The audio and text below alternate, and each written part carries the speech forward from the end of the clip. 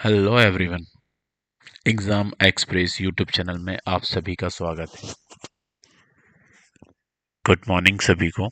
कैसे हैं आप लोग? होपफुली सभी बहुत शानदार होंगे, क्योंकि एग्ज़ाम एक्सप्रेस में हर तरीके से तैयारी चली रही होगी आपकी। जॉब अपडेट भी मिल ही रही है।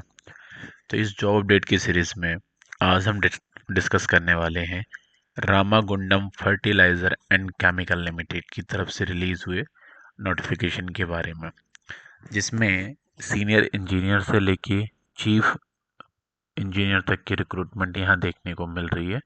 उसके बारे में हम डिटेल में डिस्कस करने वाले हैं। रामागुंडम फर्टिलाइज़र कंपनी क्या बेसिकली 2015 में इसकी शुरुआत हुई थी और काफ़ी अच्छी कंपनीज है जो कि गवर्नमेंट ऑफ इंडिया के बहुत इम्पोर्टेंट रोल प्ले करती है, जो हमारे किसान बंधु हैं उन लोगों के लिए फर्टिलाइज़र से रिलेटेड सारी चीज़ें प्रोवाइड करती हैं। तो आज हम इसी के बारे में डिटेल में डिस्कस करने वाले हैं।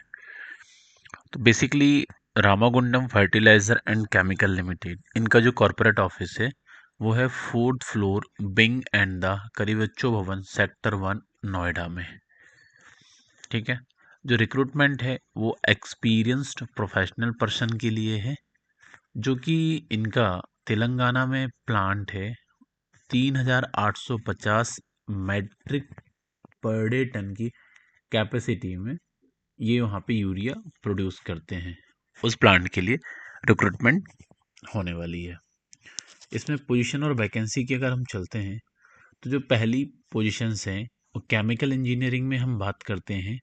तो केमिकल इंजीनियर के लिए E1 पोजीशन के लिए 5 पोस्ट देखने को मिल रही है, जिसमें से 2 पोस्ट जो है वो अनरिजर्व कैटेगरी के लिए है।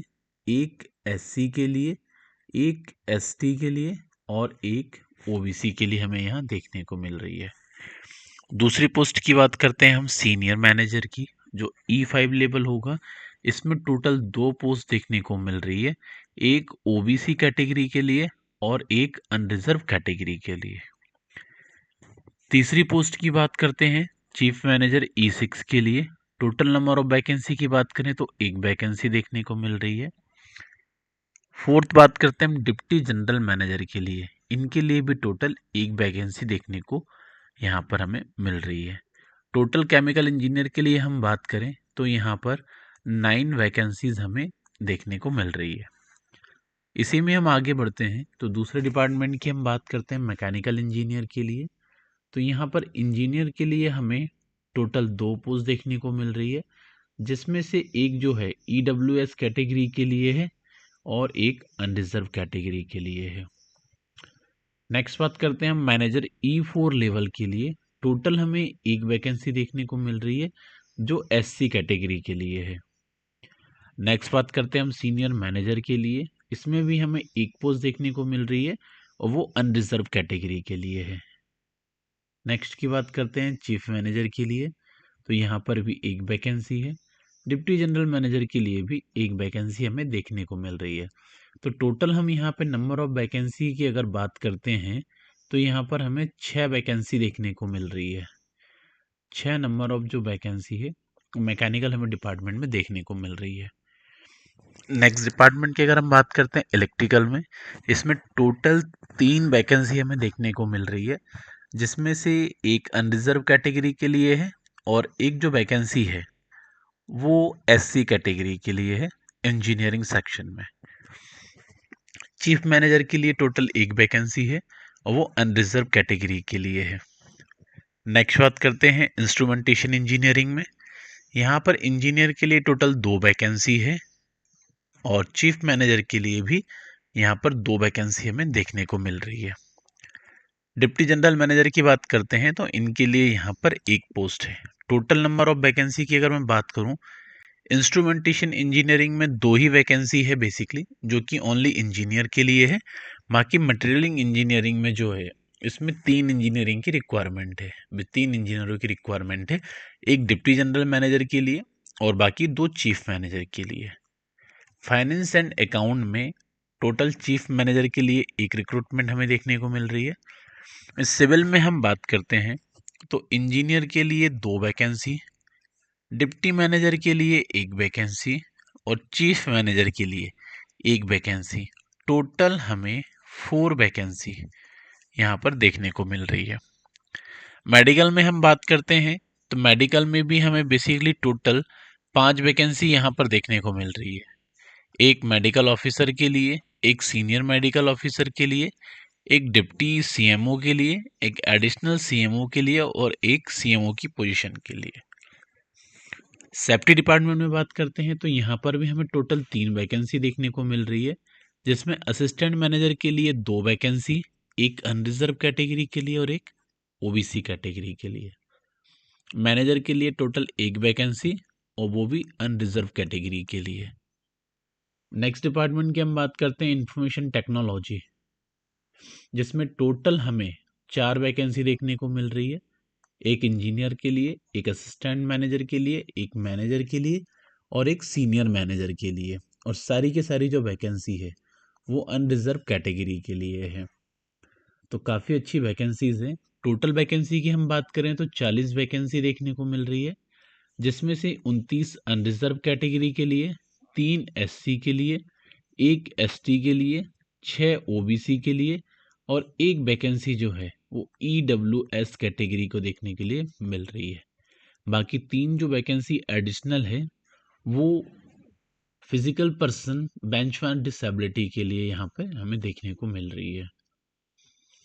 पे और पर की अगर हम बात करते हैं, ये तो हमने नंबर ऑफ वैकेंसी की बात कर ली, अब हम सैलरी की बात कर लेते हैं। जो E1 कैटेगरी में कैंडिडेट अप्लाई करेंगे उनका जो टोटल सीटीसी है वो 12.99 लाख देखने को मिलेगा। पे स्केल जो है बेसिक उनका 40,000 रुपये से लेकर 1,40,000 रुपये तक यहाँ पर हो सकता है। E2 में बात करें 50,000 से लेके 1,60,000 तक, और पैकेज की बात करें तो 16,24,000 तक देखने को मिलेगा। तीसरी E3 के लिए 60,000 से लेकर 1,80,000 रुपये। टोटल पैकेज की बात करेंगे हम 19.49 लाख का हो जाएगा यहाँ पर। E4 कैटेगरी के लिए 70,000 से लेकर 2 लाख रुपए तक, जिसमें पैकेज 22.74 तक देखने को मिलेगा। E5 कैटेगरी की बात करते हैं तो 80,000 रुपये से लेकर 2,20,000 रुपये तक, जिसमें पैकेज 25.99 लाख तक देखने को मिलेगा। E6 कैटेगरी में 90,000 से लेकर 2,40,000 रुपये तक, जिसमें पैकेज 29.24 लाख तक हमें यहाँ पे देखने को मिलेगा। और लास्ट कैटेगरी E7 के लिए 1 लाख रुपए से लेकर 2,60,000 रुपये पर मंथ देखने को मिलेगा, जिसमें जो पैकेज है 32,49,000 रुपये तक यहाँ पे जाएगा। बिसाइड बेसिक पे candidate will also be paid industrial DA, company accommodations, house rent allowances not payable while posted at the unit where company accommodation is available. HRA उस कंडीशन में आपको नहीं मिलेगा जहां पर कंपनी की खुद एकोमोडेशन फैसिलिटीज अवेलेबल है। बाकी इसके अलावा अदर बेनिफिट्स आपको और भी मिलेंगे, जैसे कि leave, earn leave encasement, ELA, medical facilities, contribution provident fund, gratuity, group personal accident insurance and other welfare scheme etc as per company rules in force from time to time. benefit of performance related pay, ठीक है। वहीं contribution superannuation benefit fund scheme shall also be extended as and when applicable as per rules of the company. non practicing allowances at the rate 20% of basic pay shall also be payable to senior medical officer. Okay तो ये कुछ benefits हैं जो यहाँ पे देखने को मिलेंगे आपको। बाकी जो इंजीनियर कैटेगरी में अप्लाई कर रहे हैं मैक्सिमम एज 30 इयर्स तक एप्लीकेबल है। डिग्री में BE मिनिमम उनके पास होना चाहिए। बाकी जो मैकेनिकल ऑपरेशन में अप्लाई कर रहे हैं उनके पास बॉयलर ऑपरेटर का सर्टिफिकेट्स होना चाहिए। इसमें इंजीनियर के लिए मिनिमम 1 साल का एक्सपीरियंस रिक्वायर्ड होगा। सीनियर मैनेजर के लिए मैक्सिमम एज 45 साल तक देखने को मिलेगी, जिसमें 16 साल का एक्सपीरियंस होना चाहिए। चीफ मैनेजर के लिए मैक्सिमम एज 50 साल तक। एज की बात करें मैक्सिमम एज जो एक्सपीरियंस है मिनिमम जो एक्सपीरियंस है 20 ईयर का होना चाहिए। डिप्टी जनरल मैनेजर की अगर हम बात करते हैं तो यहाँ पर एज मैक्सिमम 50 ईयर्स तक देखने को मिलेगी। और एक्सपीरियंस की बात करें तो मिनिमम एक्सपीरियंस 23 ईयर का होना चाहिए। Got it. सेम इसी तरीके से इन्होंने मैकेनिकल्स, इलेक्ट्रिकल सभी के लिए अपने एक्सपीरियंसेस और एज डिफाइन की हुई है, जो कि ऑलमोस्ट सिमिलर है। सभी पोस्ट के लिए similar experience and post experience और एज हमें यहाँ पे देखने को मिल रही है। तो आप जिस पोस्ट से भी अप्लाई करना चाहते हैं उसके अकॉर्डिंग आप इसमें डिटेल नोटिफिकेशन को स्टडी कर सकते हैं। डिटेल नोटिफिकेशन डाउनलोड करने के लिए आपको इनकी ये ऑफिशियल वेबसाइट पर आ जाना है। यहाँ से आप व्यू डिटेल एडवर्टाइजमेंट पे डाउनलोड करके अप्लाई कर सकते हैं। ठीक है। और अगर आप पहली बार इस वेबसाइट पे विजिट कर रहे हैं अप्लाई करने के लिए, तो आपको fresh click to create login पर क्लिक करना होगा। और अगर आप पहले भी फॉर्म फिल कर चुके हैं, टू कंप्लीट रजिस्ट्रेशन प्रोसेस पे जाके लॉगिन करके आप फॉर्म फिल कर सकते हैं। ठीक है। बाकी यहाँ पर CGPA जो है आपका मिनिमम स्केल के हिसाब से इन्होंने डिफाइन किया हुआ है। इसका भी एडवांटेजेस आपको देखने को मिलेगा। ठीक है। पे स्केल्स हम ऑलरेडी डिस्कस कर चुके हैं, बेनिफिट्स हम यहाँ पे देख चुके हैं, पैकेज भी ऑलरेडी हम समझ चुके हैं। हम कट ऑफ डेट की और बात कर लेते हैं। तो जो भी आपकी एज होगी या एजुकेशनल क्वालिफिकेशंस, एक्सपीरियंस, सभी की सभी जो है वो बेसिकली 30/6/2025 के हिसाब से कैलकुलेट किए जाएंगे। तो आपको ये विशेष ध्यान रखना है। इसके बाद फिर एक्सटेंड नहीं होगा और ना ही वो काउंटेबल किया जाएगा। ठीक है। एप्लीकेशन फीस की बात करते हैं हम। जो E5 से लेके E7 कैटेगरी तक अप्लाई कर रहे हैं उनको 1000 रुपीज़ प्लस GST पे करनी होगी। बाकी जो E1 से लेकर E4 तक के लिए अप्लाई कर रहे हैं उनको 700 रुपीज़ एप्लीकेशन फीस पे करनी होगी।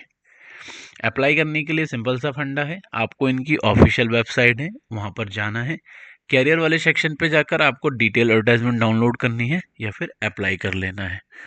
अप्लाई करने के बाद आपको क्या करना है, इनका जो ऑफिशियल एड्रेस है, deputy general manager HR, Ramagundam fertilizer and chemical limited, corporate office, 4th floor, wing कारिवो भवन, सेक्टर 1, नोएडा, उत्तर प्रदेश। यहाँ पर आपको हार्ड कॉपी कोरियर करनी है। क्लियर है। और जो हार्ड कॉपी है वो आपको 17/4/2025 के पहले पहले तक वहाँ पर कोरियर करनी है। तो आपको इस चीज़ का विशेष ध्यान रखना है।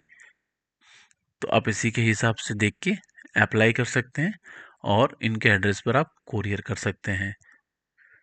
बाकी हम यहाँ पे इम्पोर्टेंट डेट की बात करें तो इम्पोर्टेंट डेट जो है 12 मार्च से एप्लीकेशन इनकी ओपन हो चुके हैं और 10 अप्रैल 2025 तक आप इसको अप्लाई कर सकते हैं। बाकी एक चीज़ ध्यान रखिएगा, आपको 10 अप्रैल के पहले पहले इनके एड्रेस पर आपको कोरियर भी करना है। ठीक है। तो उसी के हिसाब से आप फॉर्म फिल करेंगे तो आपके लिए ज़्यादा क्या ये बेनिफिशियल होने वाला है। बाकी अगर आपको किसी तरीके का कोई कन्फ्यूज़न है, कोई डाउट है, कुछ क्वेरीज है, तो आप इनकी ऑफिशियल वेबसाइट पर भी रीच आउट कर सकते हैं या फिर आप हमें एज अ कमेंट बॉक्स में कमेंट कर कर भी पूछ सकते हैं।